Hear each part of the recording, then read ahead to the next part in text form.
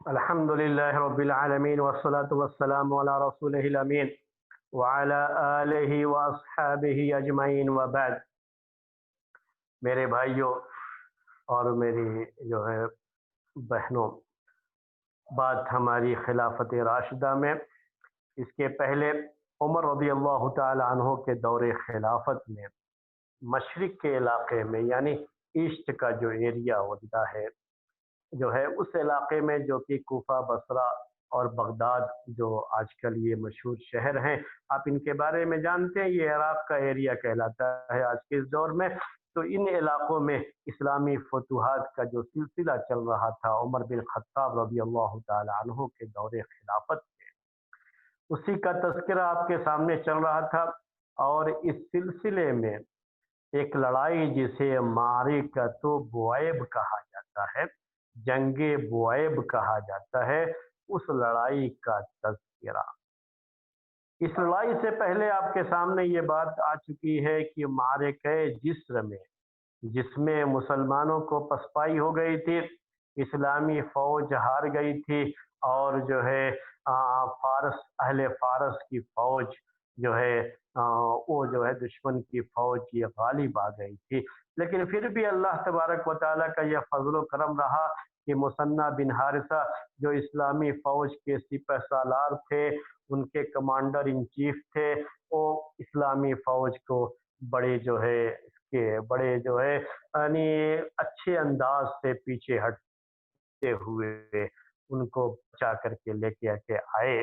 तो कुछ फौज उनके पास रह गई थी और फिर मदीने से मजीद जो है फौज तलब की गई मदद के तौर पर। उसके बाद जो है इनको लेकर के मुसन्ना बिन हारिसा थोड़ा आगे बढ़े। फौज का जो मोराल डाउन हो चुका था उसको बढ़ाने के लिए एक जो है मामूली सी झड़प दुश्मन के साथ हुई और उसमें इस्लामी फौज फिर से गालिब हुई। तो इस तरह से उनका मोराल फिर से जो डाउन हो गया था फिर से जो है ऊपर उठा। और उसके बाद मदीने से उमर बिन खत्ताब रज़ी अल्लाह ताला अन्हो ने फौज भेजी इनकी मदद के लिए, इनका साथ देने के लिए। और वहाँ के भी बहुत से लोगों को मुसन्ना बिन हारिसा रज़ी अल्लाह ताला अन्हो ने तैयार किया और इस तरीके से फिर से इस्लामी फौज थोड़ी जो है ताकत, यानी सब इकट्ठा होकर के फिर से थोड़ी सी ताकत बनी। तो दुश्मन फौज की को भी इस तरह की बातों की खबर जाहिर सी बात है कि होती थी और वो लोग ये समझते थे कि जो इस तरह के हालात होते हैं तो इन हालात में हर तरफ से जो है बाकायदा जासूस लोग काम करते हैं, तो इनकी जो है हर हर खबर भी दुश्मन के पास पहुंचती रहती थी। तो अब जबकि इस्लामी फौज फिर से मुनज़्ज़म हो गई, मदीने से भी काफ़ी जो है मदद के तौर पर फौजें भेजी गईं, तब जब ये खबर जो है फारस वालों को मिली तो उन्होंने अपने एक सिपहसालार जिसका नाम महरान हमदानी था, उसको एक लश्कर दे करके उन्होंने भी भेजा। एक जो है फौज दे करके उसको भेजा लड़ने के लिए मुसलमानों के साथ, इस्लामी फौज के साथ। जब ये जो है लश्कर आया बुऐब नामी जगह, इसीलिए इसको मारिकत बुऐब कहते हैं, और ये हिजरत का 13वां साल था, 13वें साल का आखिर था, उसी वक्त ये जंग पेश आई थी। तो बुऐब नामी जगह में कहा मुसन्ना बिन हारिसा ने, जो फौज मदीने से आ रही थी, कि वो लोग वहां पर इकट्ठा हों और वहीं पर हम सब आकर के मिलेंगे। मुसन्ना बिन हारिसा भी वहीं जाकर के उनके साथ मिलेंगे। अब इस तरीके से इस्लामी फौज भी तैयार और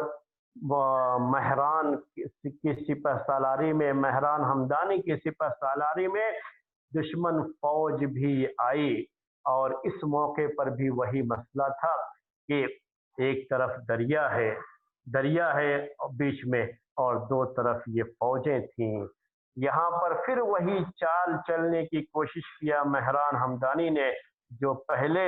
मारिके जिस्र में फुल वाला मारिका जिसे कहा जाता है, जिसमें इस्लामी फौज को शिकस्त हो गई थी, हार गई थी इस्लामी फौज। यहाँ फिर वही चाल चलनी चाहिए उन्होंने, और कहा कि आप लोग पार करके आएंगे دریا کو یا ہم پار کر کے آئیں، یعنی جوش دلانے کے انداز میں کہ یہ لوگ جوش میں آ کر کے دریا پار کر کے چلے جائیں گے۔ اس کے پہلے اسلامی فوج کے جو سپہ سالار تھے، فوج کے کمانڈر ان چیف تھے، وہ چلے گئے تھے دریا پار کر کے بڑے جوش والے انداز میں، اور یہ ان کی غلطی ثابت ہوئی تھی۔ یہاں مثنیٰ بن حارثہ نے وہ غلطی نہیں دہرائی اور انہوں نے کہا، مہران کو یہ کہلوا بھیجا جو کہ دشمن فوج کا کمانڈر تھا، اس کو یہ کہلوا بھیجا کہ آپ دریا پار کر کے چلے آئیے، جو سامنے ریور ہے نا، آپ پار کر کے چلے آئیے۔ اس طریقے سے ان کو بڑی تنگ جگہ میں بلا کر کے ان کے ساتھ مقابلے کے بارے میں مثنیٰ بن حارثہ رضی اللہ تعالی عنہ نے سوچا۔ اس کے بعد دونوں فوج کا مقابلہ ہوا اور بہت اچھے انداز سے اس کو جو ہے مثنیٰ بن حارثہ نے ترتیب دیا۔ یہ بڑے اچھے فوجی کمانڈر تھے، پہلے بھی میں نے آپ کو ذکر کیا، آپ کے سامنے بیان کیا۔ خالد بن ولید رضی اللہ تعالی عنہ کی جس طرح سے جنگی چالیں ہوتی تھیں، اسی طرح کی مثنیٰ بن حارثہ رضی اللہ تعالی عنہ کی بھی جنگی چالیں ہوتی تھیں۔ اصل میں یہ جنگیں صرف طاقت اور ہتھیاروں سے ہی نہیں لڑی جاتی ہیں، اس میں دماغ کا بھی بہت کام ہوتا ہے، اور اس طرح کی کون سی چال چلی جائے اچانک کہ دشمن کے دانت کھٹے کیے جا سکے، اصل اس کا بھی بڑا اس میں عمل دخل ہوتا ہے، اور اس میں طاقت کی ضرورت ہے، ہتھیار کی ضرورت ہے، لیکن اس کے ساتھ ساتھ یہ دماغ بھی ضروری ہوتا ہے، جو کہ کمانڈر ان چیف جو ہوتا ہے وہ ایسی جو ہے جنگی چالیں چلتا ہے کہ دشمن کی فوج اس کے جھانسے میں آ کر کے شکست سے دوچار ہو جاتی ہے۔ انہی جنگی چالوں کے ماہر تھے خالد بن ولید رضی اللہ تعالی عنہ، اور فارس کے اس علاقے میں مثنیٰ بن حارثہ رضی اللہ تعالی عنہ نے بھی یہ جنگی چالیں انہوں نے خالد بن ولید رضی اللہ تعالی عنہ سے سیکھی تھیں۔ اس کے پہلے ابوبکر صدیق رضی اللہ تعالی عنہ نے بھی انہیں بہت کچھ جو ہے تعلیم دی تھی اس کے بارے میں، اور بہت کچھ انہوں نے ان سے بھی سیکھا تھا، اور خالد بن ولید رضی اللہ تعالی عنہ سے بھی سیکھا تھا۔ اس طرح سے انہوں نے جنگی چالیں یہ بھی میدان جنگ میں چلا کرتے تھے۔ یہاں پر بھی وہی ہوا، انہوں نے جو فوج کو ترتیب دی تھی اس کے لحاظ سے فوج کا جو حملہ تھا وہ اپنی جگہ پر تھا ہی، لیکن انہوں نے یہ طے کیا اور دو آدمیوں سے یہ بات کہہ بھی دی کہ وہ جو ہے آپ لوگ میرے تعاقب، میرے پیچھے پیچھے رہنا، میں جا رہا ہوں آگے بڑھ کر کے مہران کو مارنے والا ہوں۔ مہران یہ ان کا کمانڈر ان چیف تھا، اور یہ بات ذہن میں رکھیے کہ اگر کمانڈر جنگ کے میدان میں اگر کمانڈر مارا جاتا تھا تو اگر وہ مارا جائے تو پوری فوج پر اس کا بڑا برا اثر پڑتا تھا، اور فوج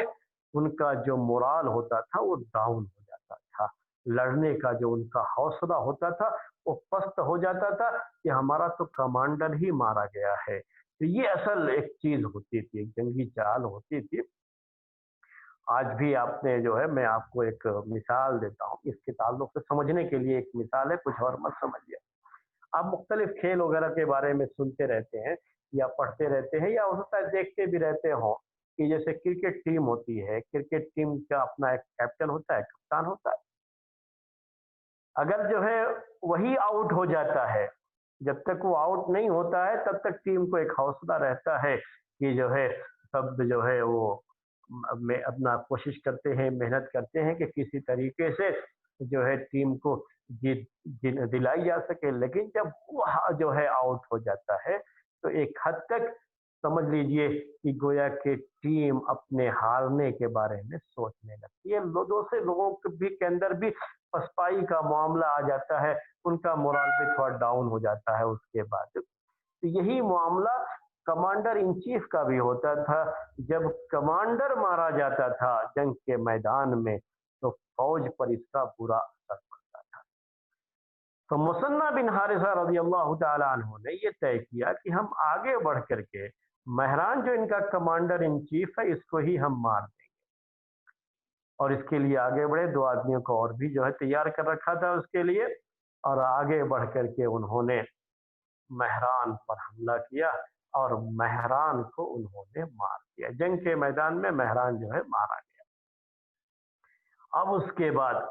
अभी जंग चल रही है पूरे तरीके से, और एक जगह पे मुसलमानों की जो फौज थी, फौज में जो उनकी सब बंदी थी, वहाँ थोड़ी बहुत कमजोरी भी देखी गई कि जो है वो लोग जो है थोड़ा कमजोर पड़ रहे हैं दुश्मन के मुकाबले में। उनको भी ललकारा गया कि जो है मैदान में बढ़ करके हमला करने के ताल्लुक से, और कुछ लोगों को उनका मजीद साथ देने के लिए वो चीजें भी जो है की गई कि वो बढ़ करके हमला करें इस तरीके से, बढ़ करके। और पूरी कुव्वत के साथ जब इस्लामी फौज ने दुश्मन फौज पर हमला कर दिया तो दुश्मन फौज पीछे हटने पर मजबूर। हालांकि उनकी फौज ज्यादा थी, उनके हथियार भी जो है मुसलमानों के मुकाबले में, इस्लामी फौज के मुकाबले में बहुत ज्यादा हुआ करते थे, जो आप बार बार सुनते रहते हैं, उसके बारे में अच्छी तरह से जानते हैं। लेकिन इन सब के साथ साथ ये भी नोट कर लीजिए कि हाल ये भी था, इन सब के बावजूद दुश्मन की फौज अब पीछे हटने लगी। जब दुश्मन की फौज हार का सामना गोया कि उसका भागने लगी, तो मुसन्ना बिन हारिसा रज़ियल्लाहु ताला अन्हु ने पीछे से जा करके जो पुल पार करके वो आए थे, उस पुल की रस्सी काट दी। यहाँ अब वो सूरत हाल पैदा हो गई जो इससे पहले मारके जिस्र में मुसलमान फौज का, इस्लामी फौज को जो परेशानी थी, अब यहाँ बिल्कुल वही सूरत हाल दुश्मन फौज की हो गई जंगे बुएब में, मारिके बुएब में। अब ये पीछे हटे तो पुल नहीं है, पार करके जाना मुश्किल है, काट दिया था उसकी रस्सी। अब उनके लिए बहुत परेशानी की ये बात थी, बड़ी परेशानी का उन्हें सामना करना पड़ा। यहाँ ये बात भी जिक्र करूं कि जंग के बाद मुसन्ना बिन हारिसा रज़ियल्लाहु ताला अन्हु ने ये काम तो कर दिया जंग के दौरान, लेकिन उन्हें बाद में एहसास हुआ कि कहीं ये गलती दूसरे लोग भी बाद में न करें, तो उन्होंने बाकायदा जो है फौज के सामने ये बयान दिया, जंग के बाद की बात है ये, कि ये मेरी गलती थी कि मैं आगे बढ़ करके वो पुल की रस्सी काट दिया था, तुम कभी इसको दोहराना मत, कभी ऐसा मामला आ जाए। अल्लाह के ये नेक बंदे ऐसे भी थे, ऐसा लगता है जैसे इनको जो है पहले से कुछ अंदाजा भी हो जाता हो कि शायद अब मेरी मौत का वक्त भी करीब है। हर आदमी को कभी भी मौत आ सकती है, तो ये अंदाजा जो है कभी भी किसी की भी मौत आ सकती है, और खास तरीके से जंग के मैदान में रहते हैं तो वो तो कभी भी किसी भी जो है मौके पर दुश्मन का कोई भी तीर या कोई भी जो है तलवार की ज़र्ब मार कहीं ऐसी जगह लग जाए कि फिर उसके बाद उससे अच्छा होना, जख्म का अच्छा होना ये मुमकिन ना हो, तो कभी भी मौत वाक़ई हो सकती है। लेकिन उन्होंने अपनी फौज को ये हिदायत कहा कि मैंने आगे बढ़ करके ऐसा कर जरूर दिया था, लेकिन कभी तुम लोग ऐसा मत करो। बड़ी अहम बात। एक हालांकि उस गलती की वजह से इस्लामी फौज का कोई नुकसान नहीं हुआ, तो कहीं लोग ये ना समझने लगे कि जो है ऐसा ही करना चाहिए कि एक सहाबी ने किया है तो हमको भी करना चाहिए, कहीं लोगों के जहनों में इस तरह की चीजें ना आने लगे। उन्होंने इसकी वजाहत कर दी बाकायदा कि वो मेरी गलती थी। उन्होंने उस गलती को बयान करते हुए कहा, क्योंकि दुश्मन की फौज जब ये देखेगी, पहले ही से उनकी फौज ज्यादा थी, हथियार ज्यादा थे, और जब पसपा हुए हार गए तो पीछे भाग रहे थे,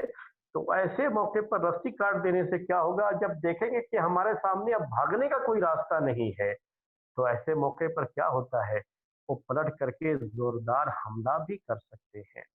और उस मौके पर ऐसा जी जान से आदमी लड़ता है कि जिसे आज के जमाने में आप कहते हैं डू और डाई, आपको कुछ करना है, क्योंकि मरना तो वैसे भी है, अब तो भागने का कोई रास्ता तो है नहीं कि जान बचेगी, मरना तो ऐसे ही है, तो कभी पलट करके वो ऐसा जोरदार हमला भी कर सकते हैं कि जीती हुई जंग हारी भी जा सकती है। ये जो है मुसन्ना बिन हारिसा रज़ी अल्लाह ताला अन्हु ने समझाया था अपनी फौज को कि मैंने ऐसा किया जरूर था, लेकिन ये गलती थी, ये जंग के लिहाज से, ऐसा कभी आप लोग ना करें, ये बात उनको बता देती। बहरहाल अब ये जब जंग हुई और दुश्मन फौज पसपा भी हो गई और उनका सिपह सालार भी मारा गया, बहुत से लोग उनके जो है उसमें, बड़ी फौज थी तो ज्यादा लोग मारे भी गए, बड़ी तादाद थी, बाद लोगों ने तो लाखों में लिखी है, लेकिन लाखों में तो शायद न हो, तो कम से कम हजारों में, यानी कई हजार लोग, दसियों हजार लोग उसमें दुश्मन के मारे गए उसके अंदर। और भी तारीख में कुछ बातें उनके ताल्लुक से लिखी गई हैं, मैं नहीं चाहता कि वो बातें आपके सामने जिक्र करूं, क्योंकि वो बातें जिक्र न करना ही बेहतर है। तारीखी रिवायात हैं और तारीखी रिवायात के ताल्लुक से हम यकीन के साथ नहीं कह सकते कि वाकई ये चीज़ें हुई भी होंगी। बहरहाल दुश्मन की ये फौज पसपा हो गई और फिर से मारिके बोएब में जो फतह नसीब हुई इस्लामी फौज को, इससे इनका हौसला फिर बढ़ा और अब इसके बाद उस पूरे इलाके में मुसन्ना बिन हारिसा रज़ी अल्लाह ताला अन्हो ने आगे बढ़ करके हमला करना शुरू कर दिया। और यही नहीं किया कि बस बाद में, बल्कि उसी वक्त अपनी फौज से कहा कि जो लोग लुटे पिटे हारे हुए भागना चाहते हैं ना, उनका भी पीछा करो, किसी को छोड़ो मत जो है। और उसके बाद वहां से अपनी फौज को इस अंदाज से तरतीब दी, इस अंदाज से उनको बनाया कि जगह जगह जो है वो आगे बढ़ बढ़ करके अब हमला करना शुरू कर। आगे के हमलों में ज्यादा ये रहा कि बाजारों वगैरह,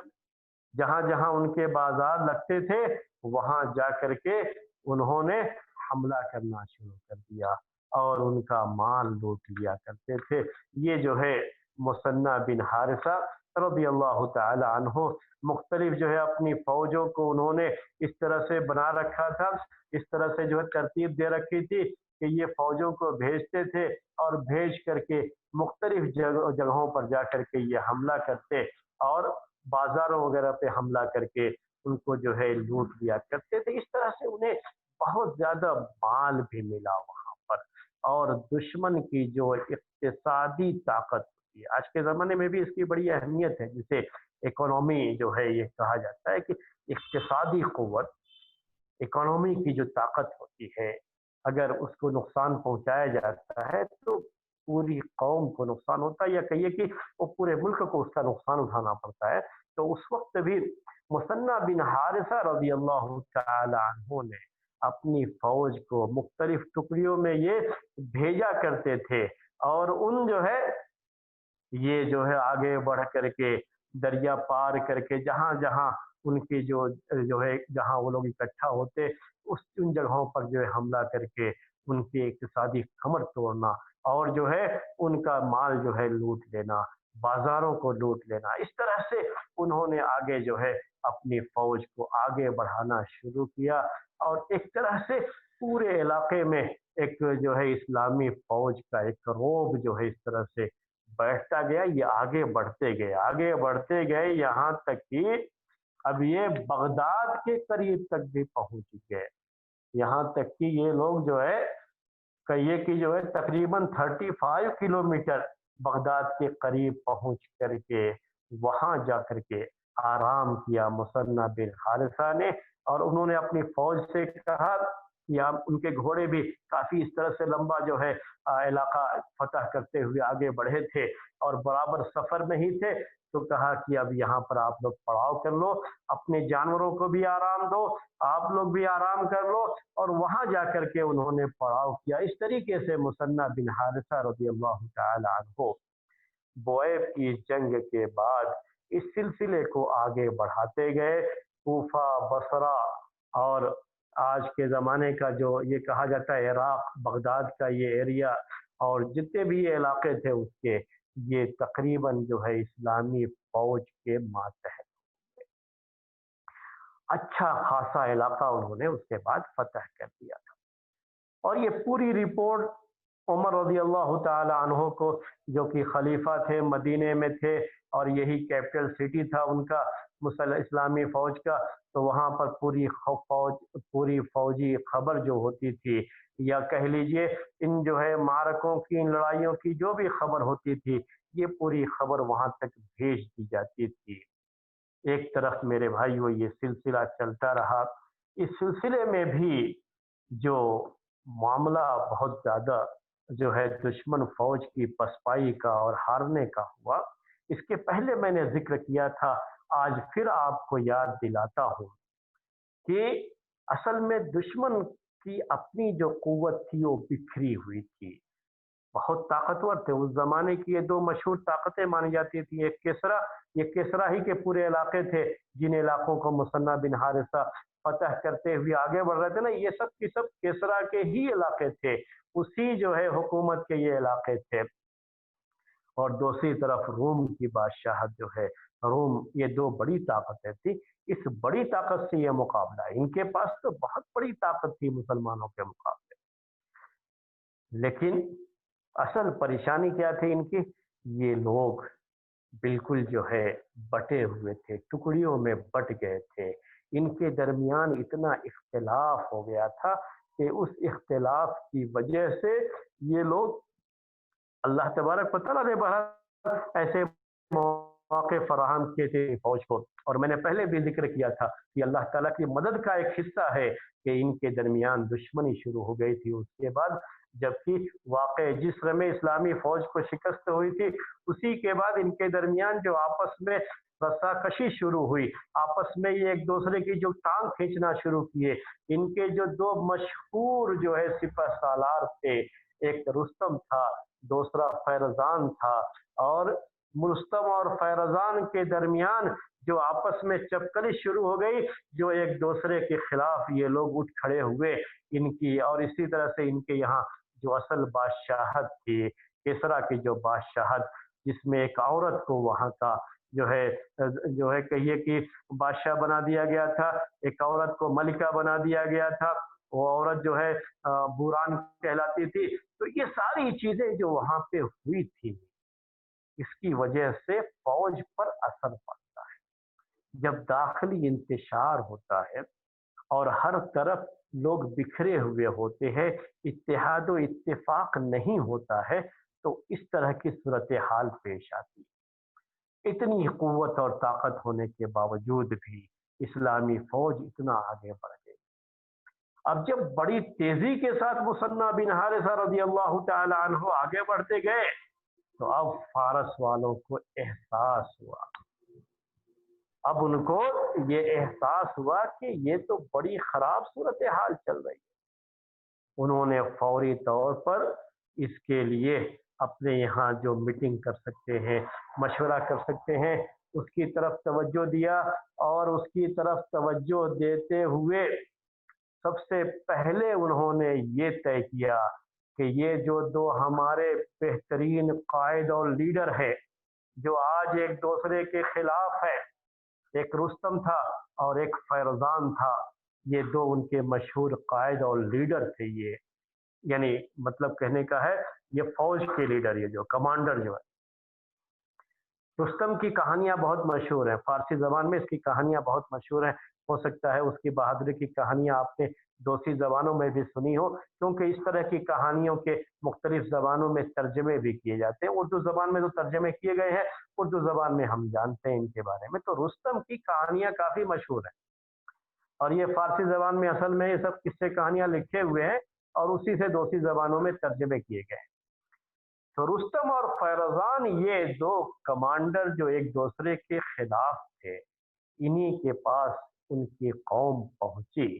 اور کہا کہ کب تک آپ لوگ ایک دوسرے کے خلاف رہو گے؟ آپ قوم کی حالت نہیں دیکھ رہے ہو کہ آج ہماری حالت کیا ہو رہی ہے؟ کس طرح سے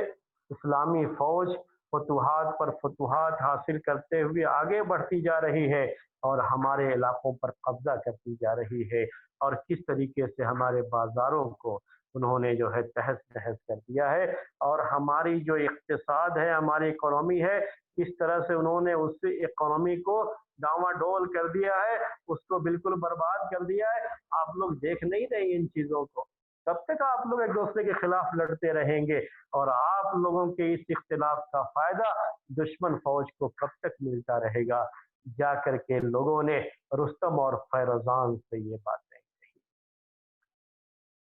अब देखिए, दुश्मन हैं, काफिर हैं, मुशरिक हैं ये लोग, लेकिन इसके बावजूद भी अपनी कौम के लिए इकट्ठा हो जाते हैं। आज हमारा अपना हाल ये है कि हम भी टुकड़ियों में बटे हुए हैं। हमारी सबसे बड़ी कमजोरी यही है, और दुश्मन की सबसे बड़ी ताकत यही है कि वो मुत्तहिद हैं और हम टुकड़ियों में बटे हुए हैं। और रोज नए नए टुकड़े हमारे सामने आ रहे हैं, और हमारी सफ़ों में इख्तिलाफ और इंतशार की रोज रोज रोज नई मिसालें जो है पाई जा रही हैं, और नई शक्लें आ रही हैं, जिसकी वजह से असल हमारी कमजोरी मेरे भाइयों यहीं पर है। आज भी जो इतनी परेशान हैं, और हर जगह जो मुसलमान सताए जा रहे हैं, तो असल कमजोरी हमारी कहाँ है? हमारा ये दाखिली इंतशार है। हम जो है एक दूसरे के खिलाफ जो बने खड़े हुए हैं, और जो है उस पर जो हम अड़े हुए हैं, और अपनी जो है दुश्मनियों को भूल करके एक सफ में खड़े होना नहीं चाहते, ये सबसे बड़ी हमारी कमजोरी। वो तो काफिर मुशरिक लोग थे, और उनकी आपसी जो है दुश्मनी की वजह से, जो उनकी जो दुश्मन कौम, वो लोग जो समझते थे, जो इस्लामी फौज थी, जो इस्लामी फौज आगे बढ़ रही थी, उन्होंने सोचा कि दुश्मन इसीलिए गलबा पा रहा है कि हमारे दरमियान, हमारी सफ़ों में इत्तेहाद नहीं है। तो ये रुस्तम और फैरजान अपनी दुश्मनी को भुला करके अब ये लोग आगे बढ़ते हैं। ये असर हुआ उसके उस कौम पर, आगे बढ़ते हैं, और उसके बाद उन्होंने ये सोचा कि पहले ये बुरान जो है इसको खत्म किया जाए। और को जो केसरा का खानदान है, जो खानदानी बादशाह, ये जो है खानदानों में बादशाहत चली आ रही थी, जैसे आजकल भी जो है जो मुल्कियत जिसे कहा जाता है, बादशाहत जिसे आप कहते हैं, किंगडम जिसे कहते हैं, उसमें क्या है, एक खानदान में वो बादशाहत चलती रहती है। तो उस जमाने में भी सिस्टम यही हुआ करता था, जमहूरियत का सिस्टम नहीं होता था, यही बादशाहत का सिस्टम हुआ करता था हुकूमतों में। तो पहले उन्होंने ये देखा कि केसरा का जो ये खानदान है, जो यहाँ के बादशाह लोग रहे हैं, उन केसरा के खानदान का कोई भी आदमी, चाहे वो आजाद औरत का लड़का हो या लौंडी का, लौंडियों का जमाना ये तो, लौंडी और गुलाम जो आप सुनते रहते हैं ना, ऐसा नहीं है कि इस्लाम में ये चीज शुरू हुई, ये असल में पहले से चीज चली आ रही थी, और इस्लाम ने उसे आहिस्ता आहिस्ता खत्म किया है ये। और इंसानों को किसी का गुलाम होने से बचाने के लिए इस्लाम ने ऐसी जो है तालीमात दी कि जिससे आहिस्ता आहिस्ता ये चीज, गुलामी की ये जो है जंजीर इंसानों से कट गई, और इंसान ये आजाद हुए। तो मैं आपसे ये कह रहा था, कहता कि लौंडी का भी कोई बच्चा हो, लेकिन बहरहाल किसरा की औलाद हो, तो उसे ला करके तख्त पर बैठाने का उनका ख्याल हुआ। और इसके बाद उनको जा करके यजदजुर्द नामी जो एक शख्स के बारे में उनको पता हुआ, जो शहरयार की औलाद में से था, यजदजुर्द, उसको उन्होंने ला करके अब उसके बाद जो है ये तख्त पर बैठाया। इस तरीके से ये पूरा मामला जो उनका था, इसके ताल्लुक से वो मामला किसी तरीके से उनका हल होने की तरफ आया कि पहले उन्होंने यजदजुर्द को जो है अपने तख्त पर बैठाया। उसके बाद रुस्तम और फैरोजान जो उनके असल अहम कमांडर थे, ये फौजी कमांडर, इन सब को साथ लेकर के ये यजदजुर्द, इसने नए सिरे से फिर से हथियारों की जो है तैयारी, फौज की तैयारी, और जो है अपने जो है सरहदों की हिफाजत, और जो अपनी फौज का ख्याल, और फौज की नए सिरे से तरतीब, ये सारे जो काम थे, सारे के सारे काम अंजाम दिए, ताकि इस्लामी फौज का ये बढ़ता हुआ कदम उसे रोका जाए। एक तरफ उनके यहाँ जो है जो मशवरे हुए, और उसकी रोशनी में किसरा में ये सब कार्रवाइयां होती गई। दूसरी तरफ क्या हुआ اسلامی فوج جو آگے بڑھتی گئی تھی، اور یہ خبر بھی بھیجتے رہے تھے مدینہ خلافت کے دربار میں، یہ سب خبریں پہنچتی بھی رہتی تھیں۔ وہاں سے عمر رضی اللہ تعالی عنہ نے خط لکھ کر کے بھیجا مصنع بن حارثہ رضی اللہ تعالیٰ عنہ جو اسی علاقے میں تھے، ان کو بھی، چونکہ ہر ایک کے جو ہے جو یہ ہوتے ہیں جاسوس ہوتے ہیں، وہ پھیلے ہوئے رہتے ہیں، وہ خبریں دیتے رہتے ہیں، اور یہ طریقہ ہے بہرحال، اور یہ چلتا رہتا ہے طریقہ۔ اس زمانے میں بھی جاسوسی کا یہ سسٹم رہتا تھا، ہر فوج یہ کرتی تھی کہ اپنا جاسوس رکھتی تھی۔ تو یہ جو ان کے خبر دینے والے لوگ تھے، انہوں نے کسریٰ کی طرف سے جو بھی یہ کاروائیاں کی گئیں، اور کسریٰ کی طرف سے یزدجرد کو جو بعد میں جو ہے اس تخت پر بیٹھا کر کے رستم اور فرزان کو اکٹھا کر کے جو نئے سرے سے سب بندی کی گئی، تیاریاں کی جا رہی تھیں، اور ان سب کی خبر مصنع بن حارثہ رضی اللہ تعالی عنہ کو ہوئی، تو انہوں نے یہ ساری باتیں لکھ کر کے عمر رضی اللہ تعالی عنہ کو جو ہے بھیج دیں، اور ساتھ میں یہ خدشہ بھی ظاہر کیا کہ اب یہ نئے سرے سے یہ لوگ اپنی فوج کو ترتیب دے کر کے، جو ظاہر ہو رہا ہے اس سے یہ کہ یہ لوگ کوئی سخت حملہ کرنے والے ہیں اسلامی فوج پر، اور اسلامی فوج کو کسی سخت لڑائی کا سامنا ہو سکتا ہے۔ جو ہے چیزیں، ساری تفصیلات، ساری ڈیٹیل مصنع بن حارثہ رضی اللہ تعالی عنہ نے خلافت میں، یعنی عمر رضی اللہ تعالی عنہ کو مدینے میں لکھ کر کے بھیج دیا، اور واقعہ بھی ایسے ہی ہوا۔ جیسے ہی نئے سرے سے فوج کی ترتیب ہوئی، تو وہ علاقے جو کہ فتح کر لیے تھے، یا جہاں کے لوگوں نے جزیہ دینا قبول کر لیا تھا، اور جہاں جو اب اسلامی نظام کے تحت، اسلامی حکومت کے تحت جو علاقے تھے، اب ان کی نگاہیں بدلنا شروع ہو گئی۔ پھر سے جو ہے، اب چونکہ کسریٰ اب نئے سرے سے وہ لوگ پھر سے منظم ہو گئے، تو اب پھر سے ان کی وفاداریاں ان کی طرف جانی شروع ہو گئی، ابھی محسوس ہونے لگا۔ اور یہاں مسئلہ یہ ہو گیا تھا کہ مصنع بن حارثہ رضی اللہ تعالیٰ عنہ زیادہ آگے بڑھ گئے تھے، اور ان کے پاس اتنی فوجی طاقت نہیں تھی کہ ان سب کا وہ انتظام صحیح طریقے سے کر سکے،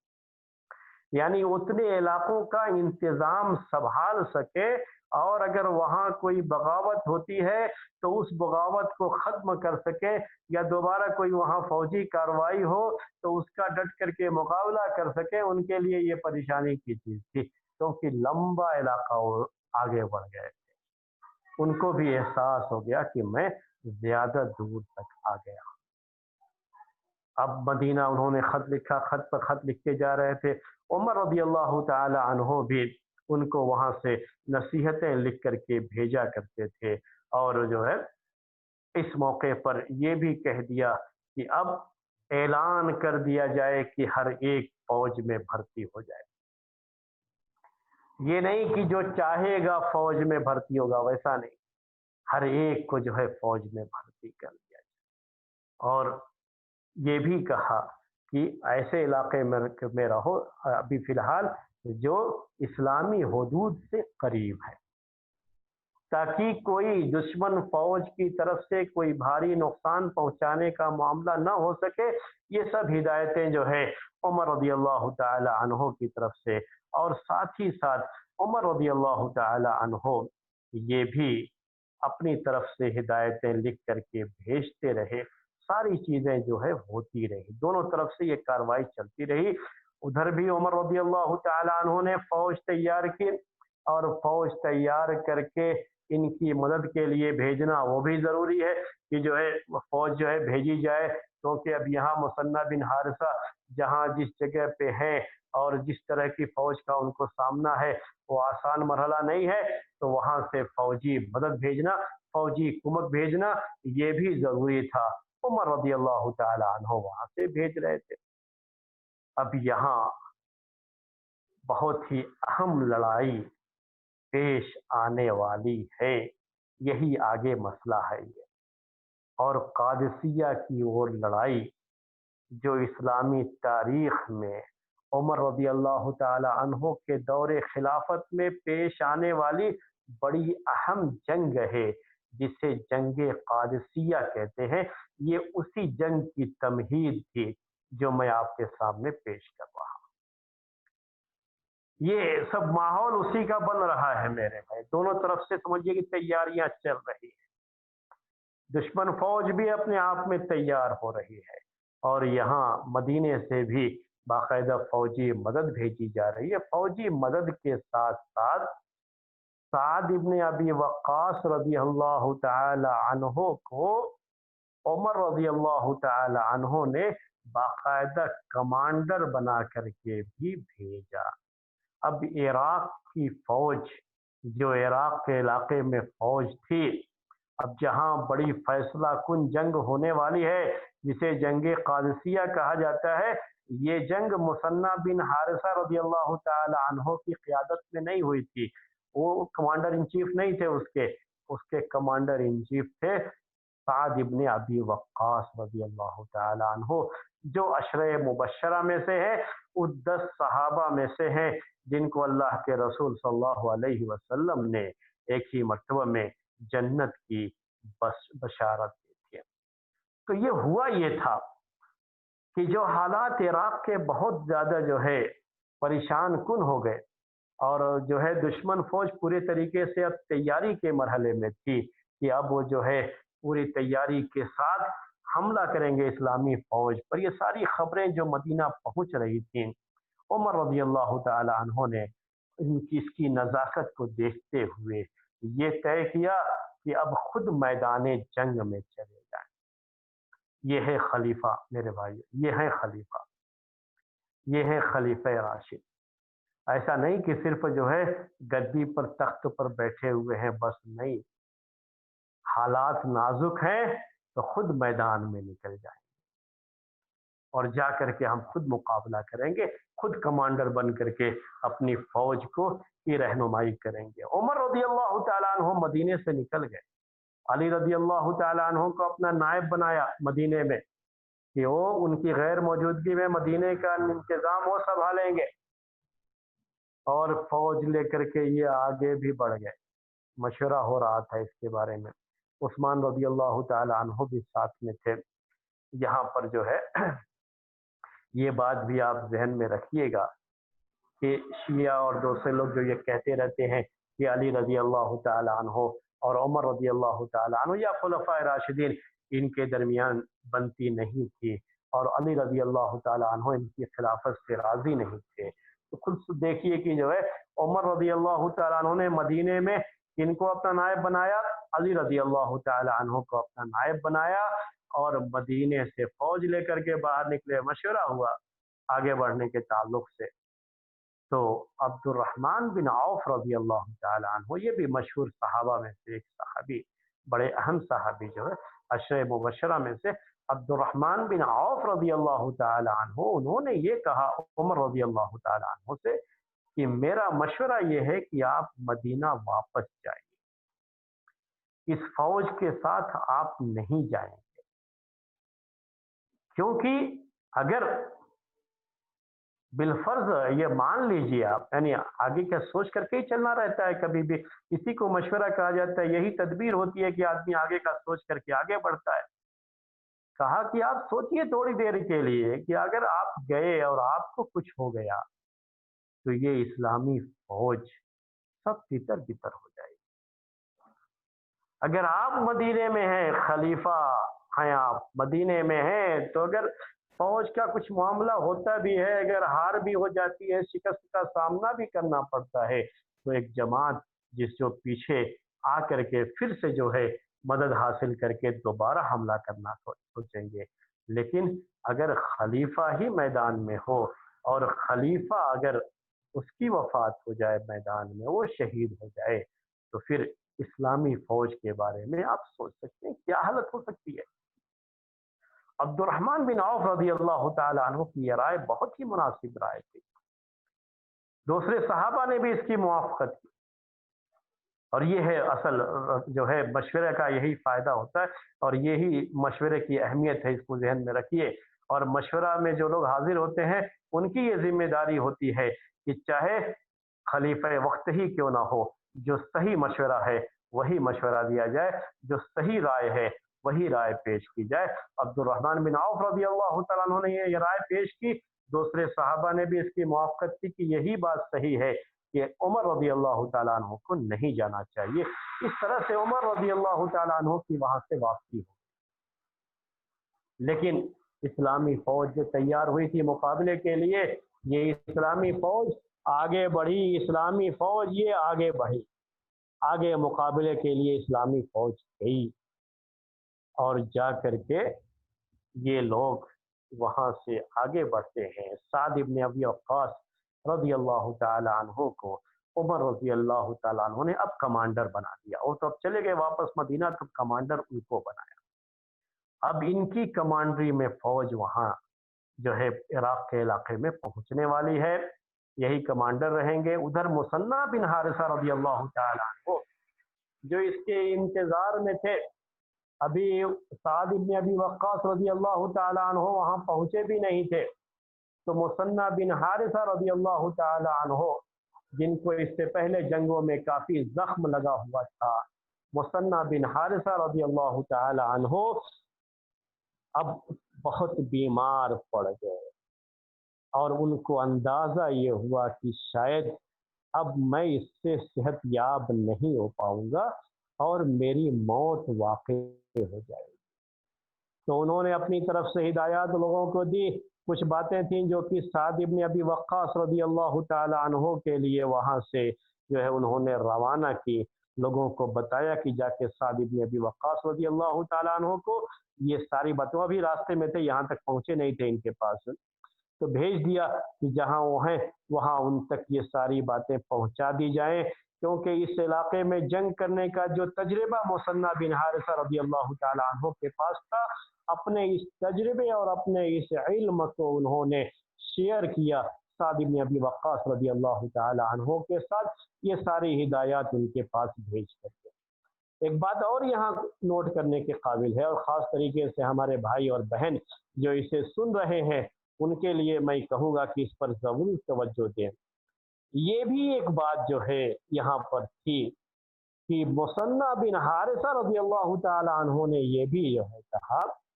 کہ ان کی بیوی تھی، ان کا نام سلمہ تھا، اسی علاقے کی ان کی بیوی سلمہ، وہ ساتھ میں ہی تھی ان کے،